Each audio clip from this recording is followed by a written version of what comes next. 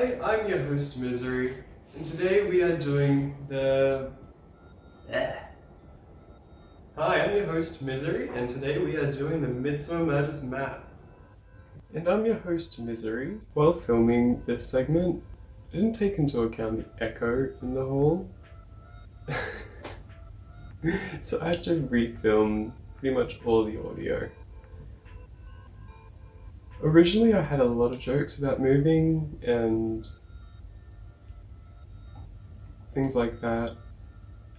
Recently it's become too real because I had a snake come out of my fucking window. In the picture I've got up right now you can see the size of it. Obviously I've had to do a drawing because I didn't have time to take a photo. So we're just gonna get into counting the murders of Midsomer Murders. I'm not the best at explaining things, especially TV shows and movies, which is great for starting a YouTube channel on. So I'm just going to use my original audio and move on to the murders of the episodes.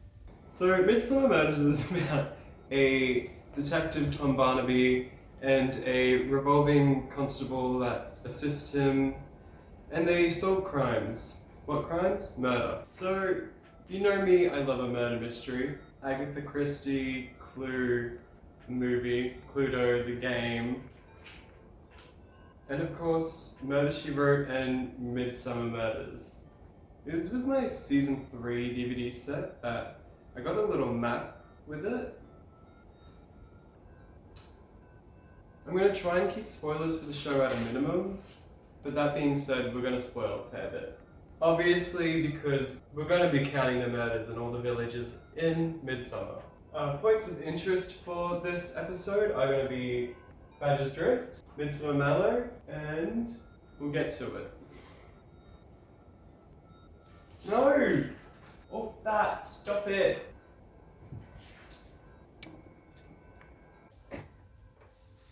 For the first episode, The Killings of Badger's Drift, the episode opens with an old woman, Emily Simpson, going around the woods looking for flowers and coming across something which makes her run home and call a helpline. Some of her last words are "Poor Annabella" before the killer of the episode breaks into the home, and I didn't write down what happens to her, but she's there. Murder mysteries love to do this, where they make a niche comment about a certain topic which actually reveals the entire plot of the mystery fairly early on. Now, Poor Annabella, for instance, there's two ways that this has been taken, and lucky for the detectives, they managed to solve the crime with the second way. So we'll get into the real meaning behind Annabella at the end of the episode. Now, with the comment "Poor Annabella," the detectives look for pretty much anyone in the area with the name Annabella, which they luckily enough come across a woman called Bella Trace, who was shot in a duck hunting incident. There were a lot of witnesses to this accident and no one can figure out who did it or what happened really, just that a gun went off and she wasn't there anymore. Bella is married into a rich family that own a lot of real estate in the area. Well, Bella's ex-husband is getting married to a 20-something-year-old who has a brother, which we will come back to in a little bit. During the investigating of this family, they think that they've solved the murder of Bella Trace, and it is her sister, Phyllis? Yeah, and eventually they find Phyllis in jail cell, no longer with us. A very nosy mortician funeral director and his mum are involved with blackmailing schemes around the town.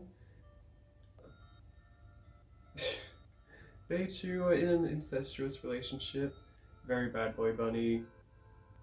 A lot of incest for this first episode for Midsomer Murders. We said Murder, She Wrote.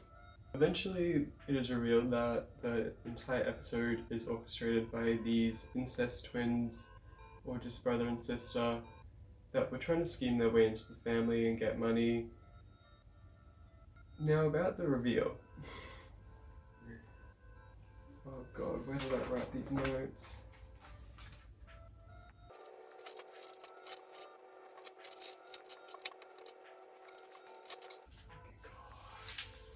I can't find the notes for the actual name of the play, but at the beginning of the episode, Detective Barnaby's daughter, Cully, is the lead in a stage play where she plays a character called Annabella, who is in an incestuous relationship with her brother.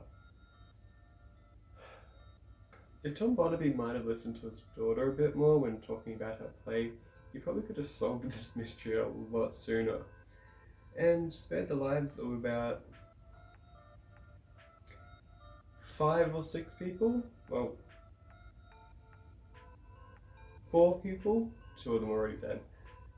It's that kind of niche topic that people who know theatre plays and that would pick up on the poor Annabella reference and the incest themes going on. We've got 6 in total in this very first episode, 2 of which are the killers, but we're still going to be counting them. Next we've got season 1, episode 2, Written in Blood.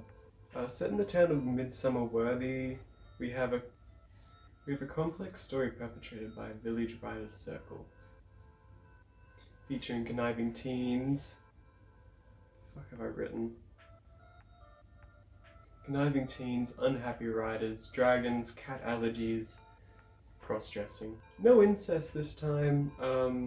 AIDS victims. Spoilers are going to be very light on this one because I think it's a really good episode that you should watch, although it is very confusing. But not as confusing as an episode we have coming up.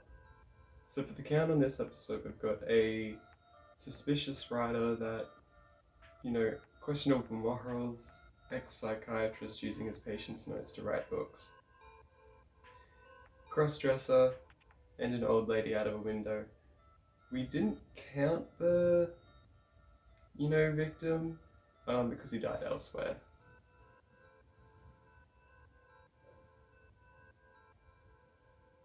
Or a devastating mental condition. Anyway, moving on.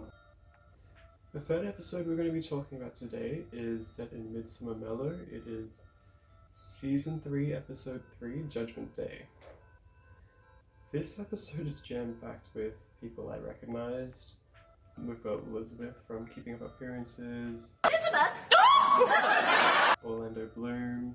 With this episode, we've also got a lot again to record on the map. Starting with the babysitter that got taken out by a kid in the 50s and 60s. Either way, it was ages ago, so it shouldn't be impacting real estate value now. Second victim of the episode, we've got Orlando Bloom, who gets forked on a farm. We've got one best village judge that was wrongfully poisoned, but don't worry, our killer gets the right one. Unfortunately, it is Elizabeth from Keeping Up Appearances. And finally, one third poisoning, and it's all over. Now, this last episode that we're covering is the reason why I rushed through the other ones, and I'm only doing 4 today. Originally, I was going to do 6, but this episode was a lot, so I had to cut out some of the episodes I was going to do and save them for next time. Season 4, episode 3, The Electric Vendetta. I still don't fully get all the plots going on in this episode.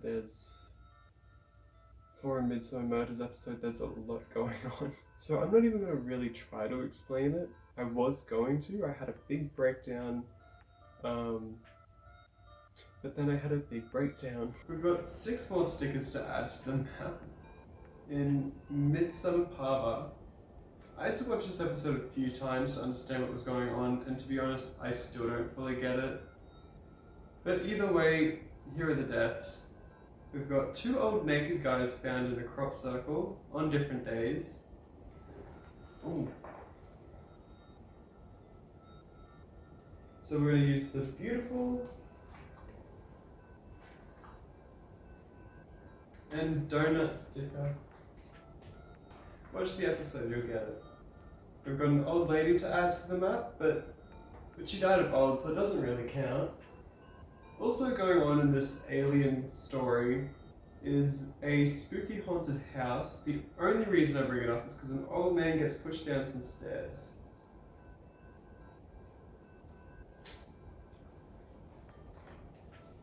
Dream big. You want the meow sticker? You want the meow sticker, Billy? Oh, ow.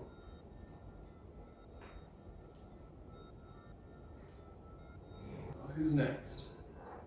We've got another man near the crop circles whose car battery has played up. And finally, these aliens must be really working overtime because we've got another man taken into the lights. I think we're going to keep it at 4 episodes for these breakdown kill counts because it gets a bit much, and especially with this heat in this room, it's too much to just go through them all. Next time we will be doing Season 1, Episode 3, Death of a Hollow Man, Season 2, Episode 1, Death's Shadow, Season 3, Episode 3, Blue Herrings, and Season 5, Episode 1, Tainted Fruit. It will probably be a while until we do a part 2 of this one because I want to get started on my Murder, She Wrote series, which I think I'm going to merge with the craft videos and the crochet. When that happens, I don't know, but I'll keep you posted. Thank you for clicking. Like, share, comment and subscribe, do whatever. I think I'm going to space out some things and do some horror content next. I'm going to get into some final girl and guy rankings. And I think before I start my Desperate Housewives disaster ranking videos, I'm going to get into the Nightmare on Elm Street and Friday the 13th series rankings. No, I'm going to do that after Desperate Housewives disaster ranking. Yeah. Okay, bye.